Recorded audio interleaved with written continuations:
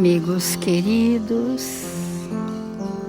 nesta manhã suave em nossas vidas, mergulhados no canto dos pássaros, na suavidade do frescor da manhã, em nome de Jesus, nosso bom e amado Mestre, iniciamos as reflexões do Evangelho de Jesus, este manancial de amor, onde vamos buscar a seiva viva que há de nutrir os nossos pensamentos na lucidez da verdade,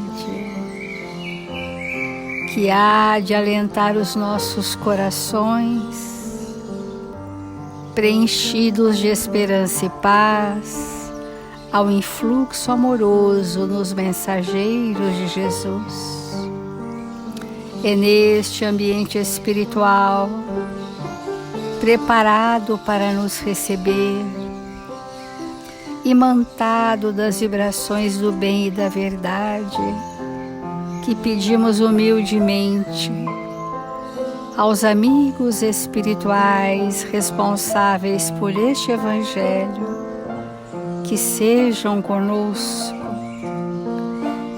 para poderem amparar a nossa pequenez e as nossas imensas dificuldades. Mas aqui estamos, Senhor, felizes, resolutos, confiantes na vossa misericórdia, que em seu nome, Senhor, possamos estar vivificando as páginas do seu Evangelho. Obrigada, Senhor Jesus. Obrigada, amigos queridos. E que assim seja, Mestre.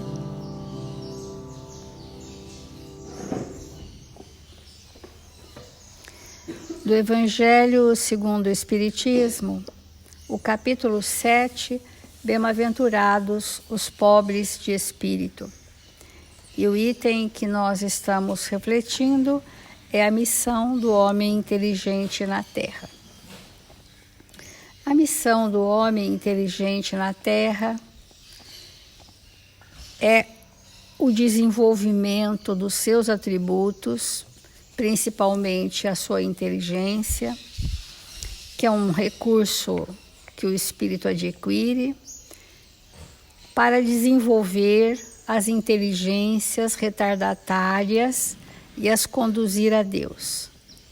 Nós não estamos fazendo referência às inteligências brilhantes do ponto de vista da inteligência do homem.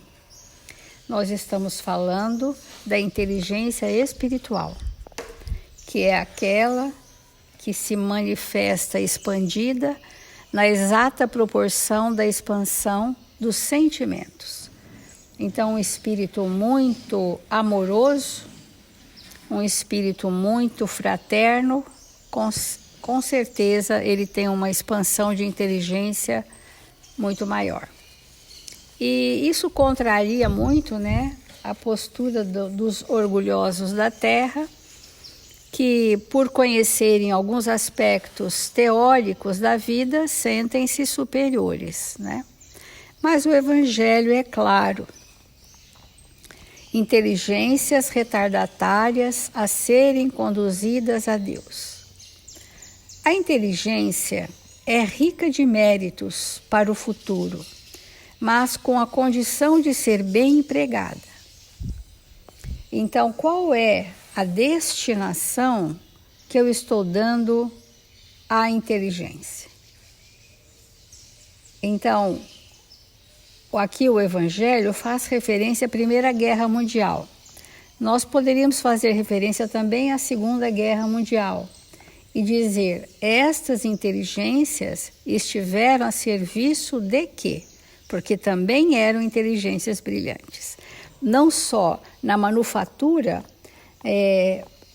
das armas, não só na invenção da bomba atômica, eles eram inteligentes também na condução das massas.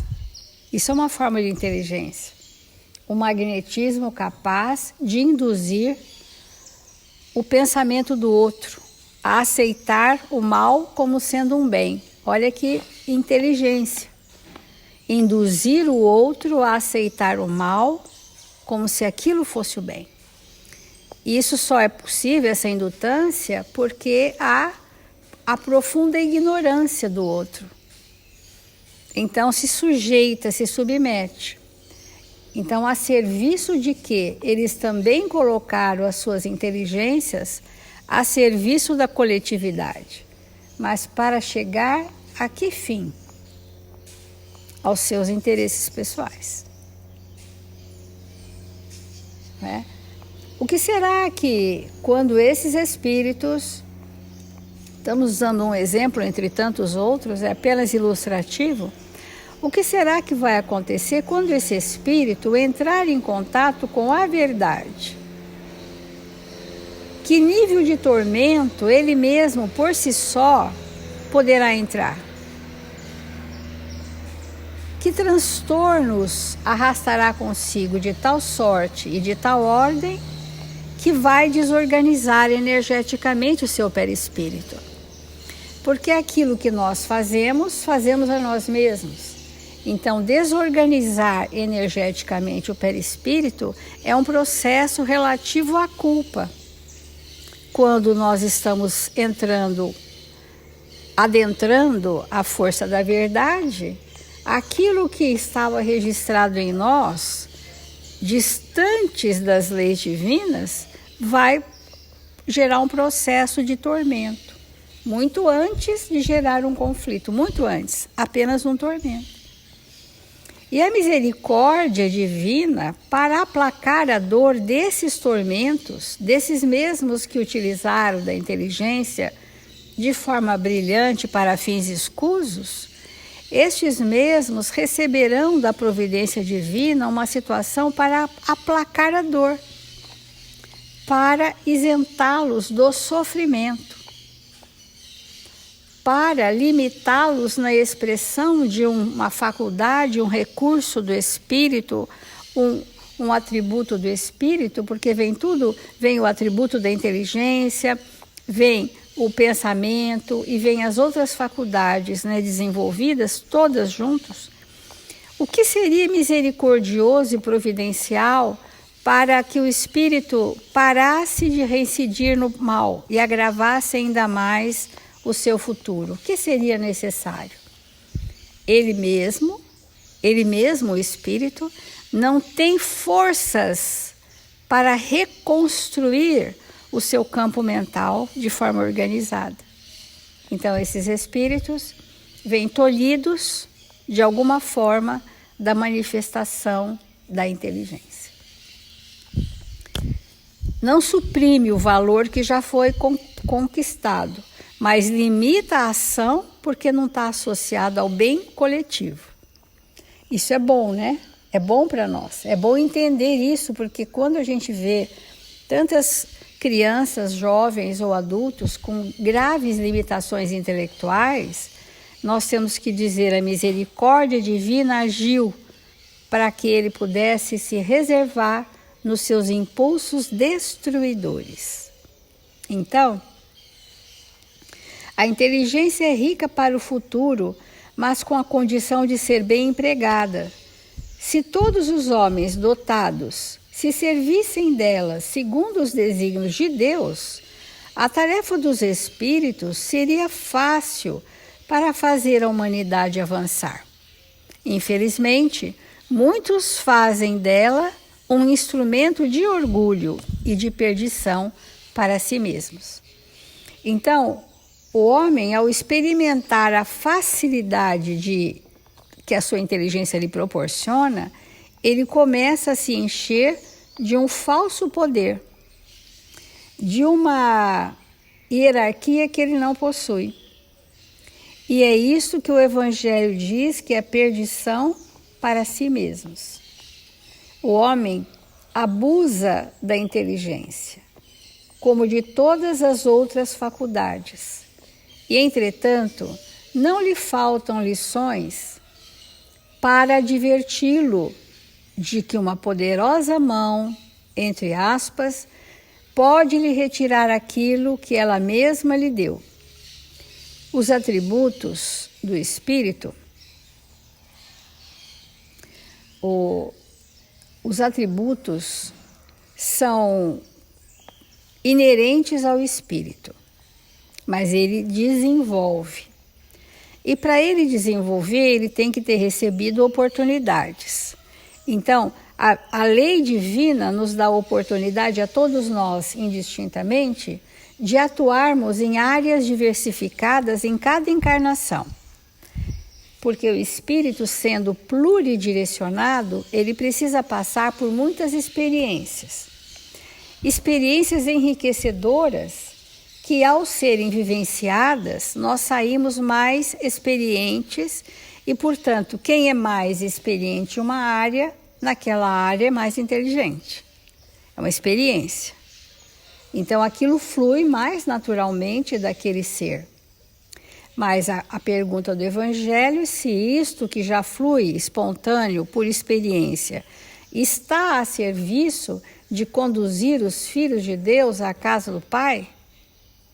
Que essa é a pergunta desse atributo.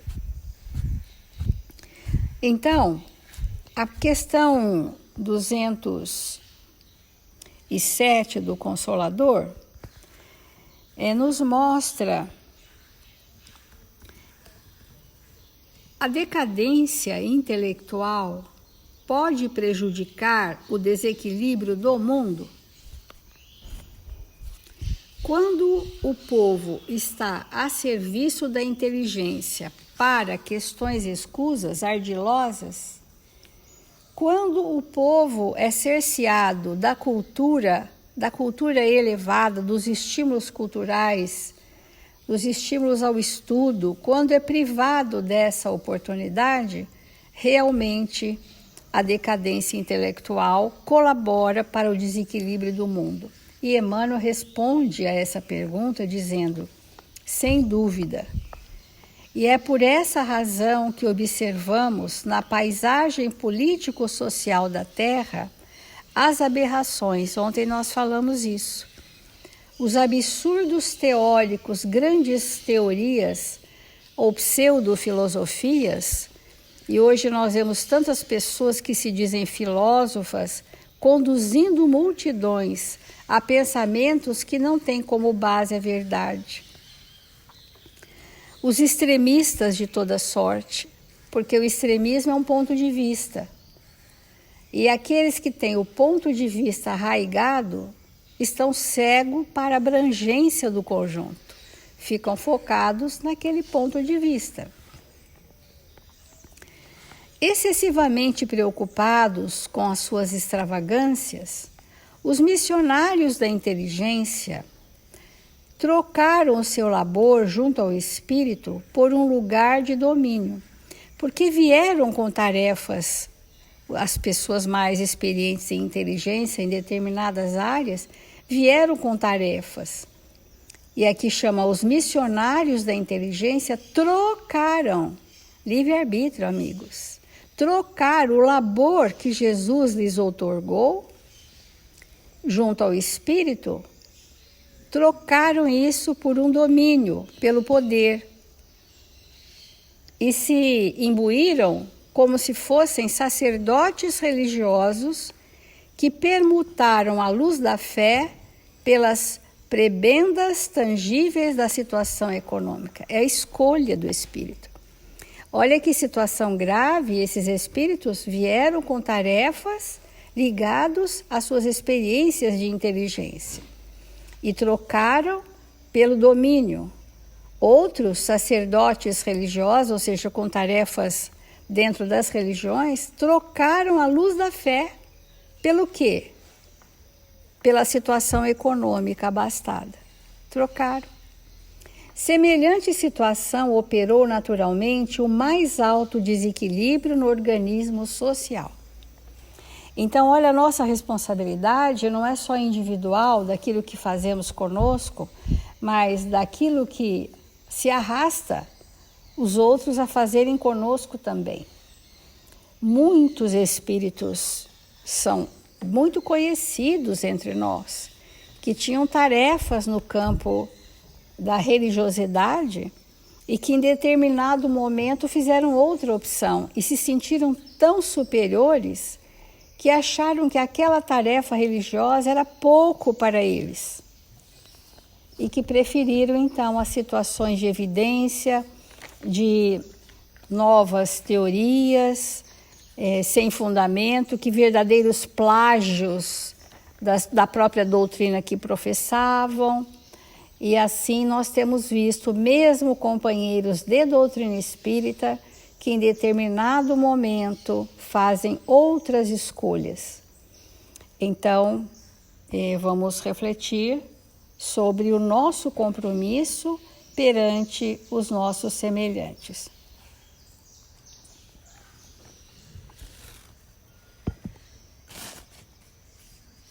Irmãos queridos, sempre é oportuno nós nos perguntarmos por que o tema da inteligência está sendo abordado no item do Evangelho, no capítulo do Evangelho, que versa sobre a humildade. Então, nós já sabemos que a inteligência é um atributo. E nesse momento da humanidade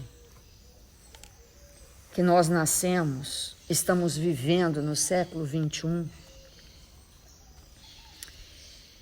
é necessário que realmente possamos converter o mais breve possível a nossa inteligência numa inteligência pautada no Evangelho. Porque como o mundo, o planeta, está mudando lentamente de categoria para adentrar no mundo de regeneração, a nossa inteligência, ela também precisa ser convertida nesse estado de alma, de regeneração. Porque, como nós temos falado, a inteligência instruída, que só raciocina, que prioriza todo o tempo o cálculo, que todo o tempo articula, e essas articulações advindas da inteligência, que considera em primeira instância nós mesmos, apenas então somente a nossa família, sempre em primeiro lugar, que considera sempre os nossos interesses pessoais, essa inteligência estruturada nesse padrão, ela fatalmente vai levar o ser, como a Célia acabou de mencionar, a um estado mental de tal nível de perturbação que vai ser instalado em maior nível ou menor grau uma demência, um estado de demência. Nem sempre nós olhamos para nós mesmos e ao observarmos as nossas atitudes, nem sempre a gente se percebe demente. Mas quem está de fora sabe que aquilo é um estado que começa com um processo de alienação e depois vai caminhando para a demência. Coisas bem simples. Nós estamos vendo aqui sobre a mesa um vasinho de flores, uma caixinha toda decorada, com um papel bem bonito, um laço de fita. E todos nós, olhando essa cena, nós dizemos assim, nossa, isso é belíssimo. Mas daqui a pouco, isso que nós estamos chamando de belo, a flor pode murchar e daqui meia hora, isso que nós estamos considerando bonito e belo, nós vamos chamar de lixo. Como que pode? Porque não aconteceu nenhuma transformação. É que no nosso ponto de vista, aquilo não tem mais a utilidade que tinha, como a gente via. Isso é um estado de alienação. E assim, se nós nos observarmos, todo o tempo, nós vamos ver que há muito disso em nós. Um estado de alienação, porque a nossa mente opera numa inteligência estruturada no imediatismo. É tudo para agora.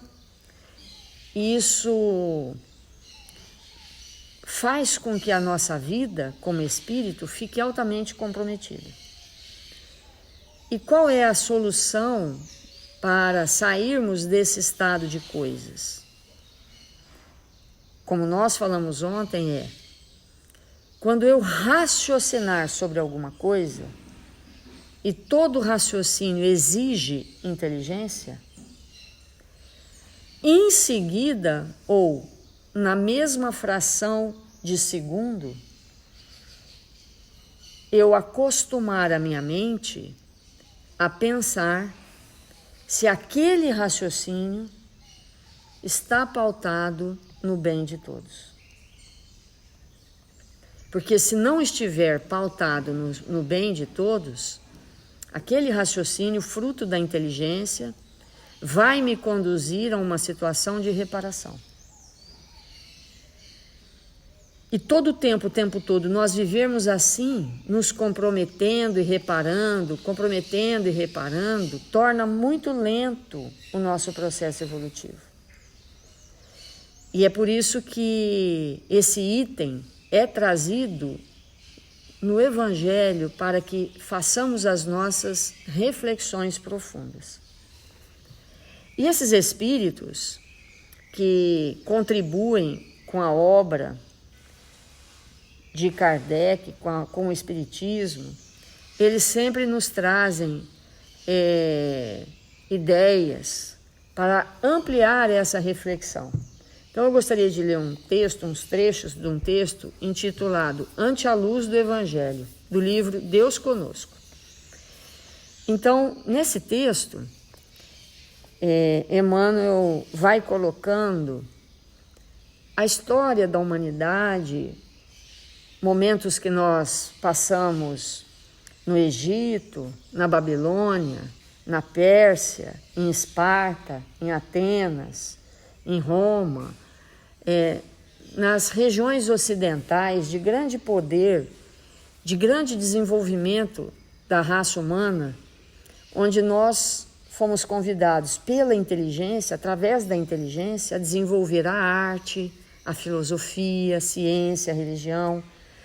E ele vai mostrando para nós que a inteligência humana, sem o conteúdo do Evangelho, porque nessas eras em que ele menciona, Jesus ainda não havia vindo, embora já tivesse mandado inúmeros colaboradores para guiar os nossos pensamentos. E qual foi o resultado de uma civilização que desenvolveu a sua inteligência sem uma ética? O que isso resultou? Resultou no desenvolvimento de todas essas áreas para um número muito pequeno de pessoas, sempre consideradas uma sociedade elite, e que esse conhecimento ele não penetrou as massas. Ele não penetrou todos os lares. Porque se naquele tempo o conhecimento ele fosse aberto para todos, a população que estava ali circunscrita por aqueles espíritos dotados de inteligência muito avançada teriam sido beneficiadas. As pessoas teriam sido beneficiadas, mas não foram. Porque existia a inteligência e o pano de fundo da inteligência era o egoísmo e o orgulho. Só uma casta poderia ter acesso a isso. E quando nós olhamos a humanidade hoje, que ruma a um estado diferente, nós vamos ver que algumas tecnologias favoreceram que, de uma maneira geral, a grande maioria da humanidade pode ter acesso ao conhecimento. E isso é um plano divino de Jesus para a Terra. Por quê? A expansão da inteligência é altamente necessária para a implantação de um tempo de regeneração. Porque a ignorância é um atraso. Então, nesse momento que todos estão sendo convidados a expandir a inteligência, se não houver um processo de evangelização em massa, como está sendo feito o processo em massa de esclarecimento da humanidade, nós corremos um risco muito maior de estabelecermos dificuldades para a humanidade que ainda nem conhecemos. Porque imagina todo mundo inteligente, com uma inteligência muito aprimorada, porém sem moralidade. Porque um espírito muito inteligente, estrategista, com raciocínio muito rápido, ele pode causar muito estrago, se ele não estiver com o pensamento no bem. Agora imagina todo mundo assim. Nesse momento da humanidade, nós que estamos mergulhando o nosso pensamento no contexto do Evangelho, temos que nos apressar para viver de uma maneira extremamente coerente, para que nossos exemplos toquem os corações daqueles que estão ao nosso lado, e pelas nossas atitudes e não pelas nossas palavras, possamos auxiliar os nossos irmãos que estão se tornando cada vez mais inteligentes a compreenderem a força do Evangelho para a instalação do mundo de regeneração na Terra. E com isso, dando a sequência a esse texto, Emmanuel esclarece assim: os abusos da inteligência, naquele tempo em que ele vai falando das várias civilizações, os abusos da inteligência, antigamente como agora, são curados com reencarnações inquietantes na frustração intelectual. Então, esses abusos, que são próprios dos espíritos que não se interessam pelo bem geral, apenas a lei da reencarnação pode auxiliá-los, constrangendo as situações mais difíceis. E aí ele continua: na atualidade, como em outros tempos, não basta a cultura da inteligência só por si, embora reconheçamos a importância inestimável da escola.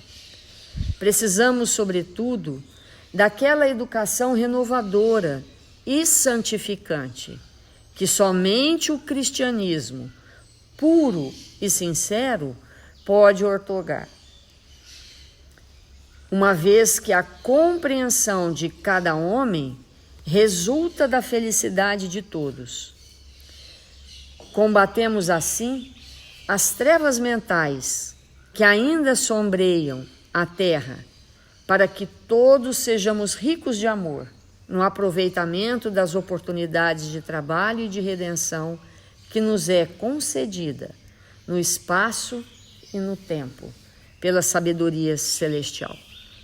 Então, na medida que nas nossas atitudes mínimas, nos nossos pensamentos mais insignificantes, nós nos perguntarmos, isto que eu estou pensando,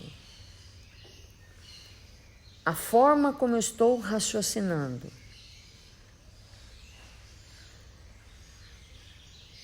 vai trazer um benefício real para todos? Porque se a resposta for não, qual deve ser o nosso movimento? Interromper aquele raciocínio, interromper aquela elaboração mental e recomeçar. Por quê? Não pegamos de maneira nenhuma o caminho certo. E seremos considerados, num futuro brevíssimo, retardatários. Ou seja, estaremos retardando o processo evolutivo de nós mesmos. Então, é necessário muita humildade para reconhecer isso. Muita humildade. É necessário muita humildade para rever a forma como nós estamos elaborando o nosso pensamento a partir da inteligência que nos é própria.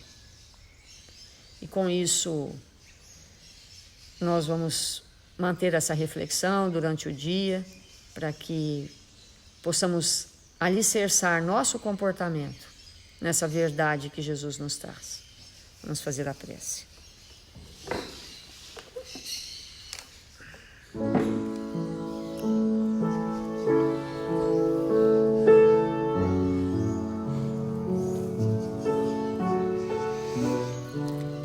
Deus, nosso Pai, Jesus, nosso Mestre, nós nos encontramos aqui, desejosos de aprender estas lições de vida eterna. Estamos desejosos, Mestre, de nos tornarmos espíritos livres, livres na compreensão, livres no perdão, livres no entendimento, cada vez mais acurado das leis divinas que nos regem, que nos governam a vida. Que neste dia abençoado possamos refletir profundamente em nossas atitudes, nos entregando ao bem e à verdade. Sejamos companheiros uns dos outros. Possamos estender as nossas mãos a todos aqueles que se encontram necessitados. Que nesta hora abençoada do nosso dia, possamos contribuir com estes irmãos queridos do mundo maior, que nos cercam para socorrer toda a humanidade que sofre, que se encontra aprisionada em ideias corrompidas, em pensamentos distantes do bem. Que estes irmãos possam nos socorrer, envolvendo todos aqueles registrados nos cadernos de vibração da nossa casa, para que eles recebam nesta hora a luz do seu amor. E nós que nos encontramos no Brasil, na pátria do Evangelho, que possamos ocupar a nossa posição de trabalho, contribuindo para que esta pátria seja a expressão do seu Evangelho, Senhor, em nossos corações. Abençoa-nos e fortalece-nos, agora e sempre. Que assim seja.